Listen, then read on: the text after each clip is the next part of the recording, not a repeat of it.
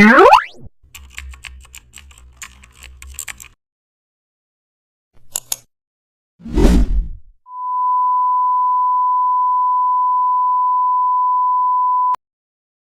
back to the channel. Don't forget to like, share and subscribe for more updates.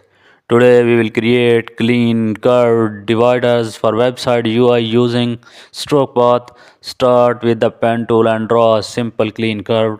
Then select the brush tool and choose a thin hard brush. Reduce brush spacing for a sharp professional line. Then switch the pen tool and right click the path. Select stroke path and choose brush. You will instantly get a crisp UI divider line.